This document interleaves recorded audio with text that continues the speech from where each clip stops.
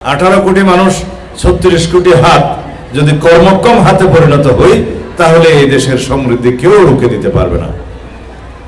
অর্থনৈতিক উন্নয়ন, নিজের উন্নয়ন, পরিবার এবং সমাজের সমৃদ্ধি নিজেই করতে পারবে এবং সমাজের জন্য বোঝা না হয়ে, লায়াবিলিটি না হয়ে পরিবারের, সমাজের এবং দেশের জন্য সম্পদ হিসাবে নিজেকে সৃষ্টি করতে পারবে, প্রতিষ্ঠা করতে পারবে।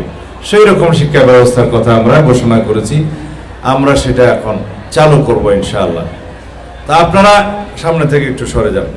আপনারা যদি সেই রকম পরিকল্পনার প্রতি সমর্থন থাকে, আপনারা দয়া করে সরকারকে সহযোগিতা করবেন পরিকল্পনা বাস্তবায়নে। আপনারা সবাই ঐক্যবদ্ধভাবে সহযোগিতা করবেন, কারণ অতীতের সনাতনী শিক্ষা ব্যবস্থার মধ্য দিয়ে আমরা শুধু কোটি কোটি বেকার যুবক যুবতী সৃষ্টি করেছি, যারা নিজেদের জন্য বোঝা হয়েছে, সমাজের জন্য বোঝা হয়েছে, পরিবারের জন্য বোঝা হয়েছে।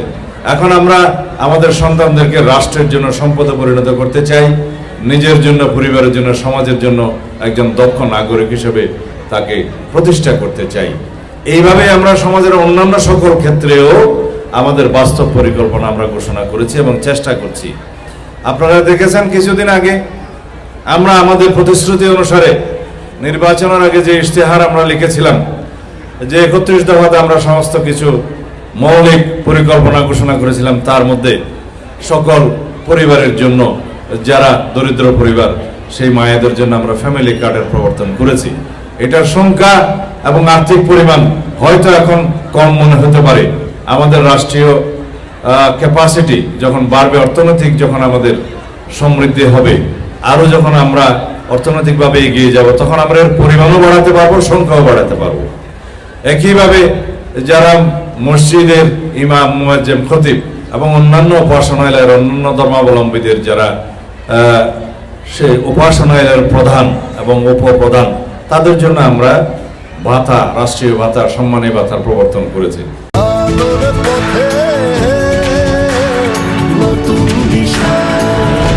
যেটা আমাদের প্রতিশ্রুতি ছিল, এটা শুরু, এটা সবাইকে ধীরে ধীরে সমগ্র দেশের সকলকে এর পরিকল্পনাভুক্ত করা হবে।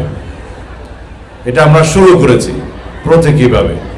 তারপর আমরা কৃষক কার্ড দেব আমাদের দরিদ্র কৃষক বন্ধুদের জন্য, যারা ঋণগ্রস্ত হয়েছে 10,000 টাকা পর্যন্ত সুদ সহ আমরা সেই কৃষি ঋণ প্রধানমন্ত্রী পরিষদের বৈঠকে মওকুফ করে দেয়া হয়েছে।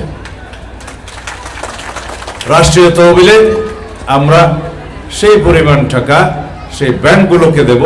সম্ভবত এটা 13,000 কোটি টাকার বেশি হবে আমার যতটুকু স্মরণে আছে। এইভাবে আমরা দেশের মানুষের কল্যাণে, কৃষকদের কল্যাণে, দরিদ্র মা বোনদের কল্যাণে আমরা আমাদের সমস্ত পরিকল্পনা বাস্তবায়ন করছি। শিক্ষা ব্যবস্থার কথা আপনাদেরকে বললাম। সমস্ত ক্ষেত্রে, রাষ্ট্রের সমস্ত ক্ষেত্রে আমরা এইভাবে সংস্কারের মধ্য দিয়ে যাচ্ছি। ইনশাল্লাহ এই সংস্কারের মধ্য দিয়ে এই জাতিকে আমরা এমন একটা জায়গায় উন্নত করতে পারবো যে এই জাতি সারা পৃথিবীর বুকে মাথা উঁচু করে দাঁড়াবে, অর্থনৈতিকভাবে সমৃদ্ধ হবে, প্রশিক্ষিত হবে, প্রযুক্তিতে, মেধায়, জ্ঞানে, সমস্ত জায়গায় আমরা শ্রেষ্ঠত্ব অর্জন করবো ইনশাআল্লাহ।